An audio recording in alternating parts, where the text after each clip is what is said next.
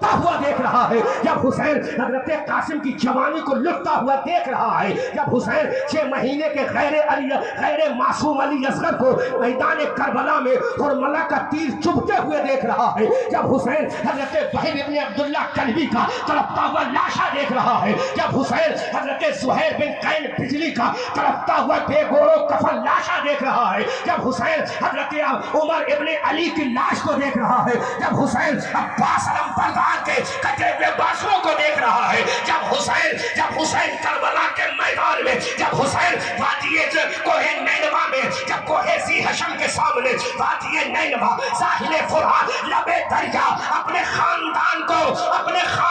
کے شہزادوں کو کٹتے ہوئے دیکھ رہا ہے، تو میرے حسین نے ایک ہی جملہ کہا تھا، اے مولا سارا خاندان کٹے یہ گوارا ہے، علی اکبر کے بازو کٹے یہ گوارا ہے، سکینہ پیاس سے تڑپے یہ گوارا ہے، ام رباب تڑپے یہ گوارا ہے، شہربانو تڑپے یہ گوارا ہے، حضرت زینب کا گلا سوکھے یہ گوارا ہے، قاسم کے لاش کے ٹکڑے ہو جائے یہ گوارا ہے، اور محمد کے بازو کٹ جائے یہ گوارا ہے، ام رباب تڑپے یہ گوارا ہے، خاندان رسالت کے شہزادے کاٹ دیے جائیں یہ گوارا ہے، خیمہ حسینی لٹ جائے یہ گوارا ہے، 72 زخم کھا کر حسین کٹ جائے یہ گوارا ہے، لیکن نانا کا دیا ہوا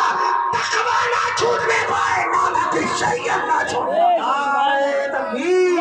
نعرہ رسالت، نعرہ غوثیت، مسلک اعلیٰ حضرت، ذکر شہید اعظم، نعرہ تکبیر، سرزمین مدنہ پور، نعرہ تکبیر۔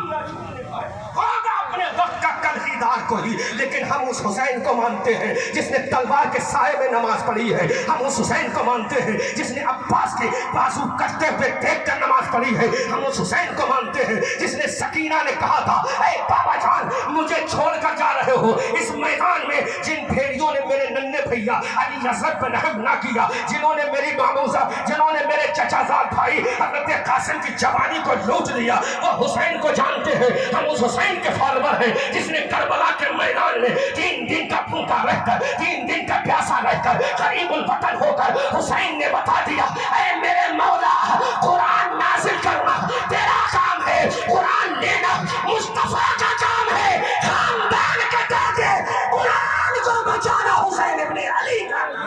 سبحان اللہ سبحان اللہ ماشاءاللہ۔ ہم حسین یہ تقویٰ ہے، تقویٰ ہے، تقویٰ کسی کے گھر کی پراپرٹی کا نام نہیں، اللہ کی عطا کا نام ہے۔ حسین نے اعلان کیا، جب حسین یہ درس دے رہا تھا تو 1000 سال کے بعد، 1400 سال کے بعد اس کا ایک دیوانہ پیدا ہوا بلرامپور کی سرزمین پر، اس دیوانے نے قلم اٹھایا تو پکار کے کہا، ایسا جملہ کہا حسین کی بارگاہ میں، ایسا خراج پیش کیا حسین کی بارگاہ میں، اور 2 زانو ہو کر حسین کی بارگاہ میں عقیدت کا پیغام دیتا ہے اور پکار کر کہتا ہے، اے میرے حسین کلمہ توحید ہے تیری شہادت ہے حسین، کلمہ توحید ہے تیری شہادت ہے حسین، اور تو نہ ہوتا تو نہ رہ جاتی صداقت ہے حسین۔ جب ابو بکر کی صداقت پہ حملہ ہوا کربلا میں تو بچایا حسین نے، جب عمر کی عدالت پہ حملہ ہوا کربلا میں تو بچایا حسین نے، جب عثمان کی سخا پر حملہ ہوا تو بچایا حسین نے، جب علی کی جوان مردی پہ حملہ ہوا تو بچایا حسین نے، جب رسول کی عظمت پہ حملہ ہوا تو بچایا حسین نے، جب منہیات دین کو شریعت میں جائز سمجھنے لگا تو بچایا حسین نے، جب دین لٹا تو بچایا حسین نے، جب نمازیں چھوٹی تو بچایا حسین نے، جب قرآن کو پڑھنا ترک کیا گیا تو بچایا حسین نے۔ حسین نے اعلان کر دیا، اے میرے مولا نمازیں لانا نانا کا کام ہے، ادا کرنا نوازیں ادا کرنا یہ نوازے کا کام ہے۔ پھر پیغام دیا تھا، دشت و دشت ہے دریا بھی نہ چھوڑے۔ امام اہلی مقام نے پھر پیغام دیا تھا، نہ مسجد میں نہ بیت اللہ کی دیواروں کے سائے میں نماز عشق ادا ہوتی ہے تلواروں کے سائے میں۔ بے شک بے شک، بات سمجھ میں آ رہی کہ نہیں؟ بے شک۔ آج یوں ہی حسین کو نہیں مانتے، علامہ رضا رسول نے جو کہا یوں ہی حسین کو نہیں مانا جاتا۔ اگر طاقت کا معاملہ ہوتا تو یزید کے پاس بہت طاقت تھی، 22,000 का लश्कर तो करबला के मैदान में खड़ा था। अगर हुकूमत का मामला था तो बहुत बड़ा इनान हुकूमत यजीद के हाथ में था, उसी का डंका बजना चाहिए था, लेकिन नहीं, मेरे हुसैन ने बता दिया हक जो है वो थोड़े दिन पर उसके ऊपर बादल तो आ सकता है, बादल तो आ सकता है, लेकिन जब वो बादल छटता है तो दुनिया कहती है कलमे तौहीद है, तेरी शहादत हुसैन तू न होगा तो न रह जाती सदाकत हुसैन, और तेरी कुर्बानी ने जिंदा कर दिया इस्लाम को, वो रहेगा ताबत तेरी बदौलत है हुसैन, बेशक सुभान अल्लाह। तेरी बदौलत है हुसैन। आज हुसैन अगर आज दीन ताबत रहेगा तो हुसैन इब्न अली की बरकत से।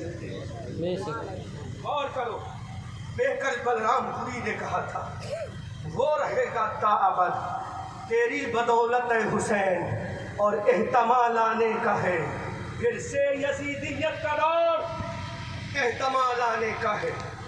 जब नमाजें छोड़े इंसान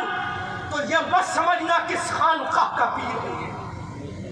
जब नमाज छोड़े तो मत समझना किस खानदान से बिलोंग करता है, जब नमाजें छोड़े तो मत कहना ये किस फिक्र का है,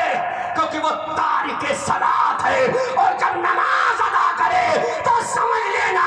ये खाली दुनियादार नहीं बल्कि सच्चा वफादार हुसैन है। बेशक सुभान अल्लाह। तलवार के साए में नमाज, पर्चियों की झनकार में नमाज पढ़ी, तीनों की सनसनाहट में नमाज पढ़ी, और ऐलान कर दिया ऐ अपने आप को हुसैनी कहलाने वालों, अपने आप को ढोल बजा बजा कर जो ताजिया उठा उठा कर अपने आप को हुसैनी कहने वालों, अपने आप को हुसैन का परचम लगाने वालों, अपने आप को डंका हुसैन का करवाने वालों, ये हुसैन का काम नहीं था। जिस तरह से तुमने ढोल बजाए, बोलो ज़ैनुल आबिदीन ने ढोल बजाया था, हजरत हसन इब्ने मुसन्ना ने क्या ढोल बजाया था, हजरत अब्दुल्ला इब्ने हसन ने क्या करबला के मैदान में बाद शहादत हुसैन क्या ढोल बजाया था। अरे ढोल तो सोचो, आज जो मौलवी कहते हैं कि अजमेर में ताजिया उठता है, अरे अजमेर में अगर ताजिया उठे तो वो शरीयत नहीं होता, वो शरीयत नहीं होता। मुझे ये दिखा कि ज़ैनुल आबिदीन ने ताजिया उठाया था, क्या इमाम जाफर ने ताजिया उठाया था, क्या इमाम बाकर ने ताजिया उठाया था, क्या इमाम नकी ने ताजिया उठाया था, क्या सैयदा सकीना ने ताजिया उठाया था। हाँ, भारत में ताजिया किसी हुसैनी ने नहीं उठाया था, बादशाह तैमूर लंग ने उठाया। हमें मत तो सनत कि अजमेर में ताजिया उठता है तो हम उठाते हैं, अजमेर में ताजिया उठता है लेकिन अजमेर वाले ने नमाजें पढ़ी। बेशक बेशक सुभान अल्लाह। अजमेर वाले ने नमाजें पढ़ी, ये क्यों नहीं कहते तुम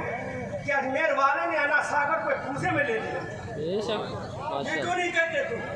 ये क्यों नहीं कहते अजमेर वाले ने जूतियों से एक जोगी था उसको जमीन को उतार दिया? ये क्यों नहीं कहते? अजमेर वाले ने पहाड़ की पूरी चट्टान को उंगली के इशारे से रोक दिया, ये क्यों नहीं कहते थे? क्योंकि वो सच्चा हसनी भी था, सच्चा हुसैनी भी था। बेशक सुभान अल्लाह। दलील मत तो हमें, हम किसी खानका की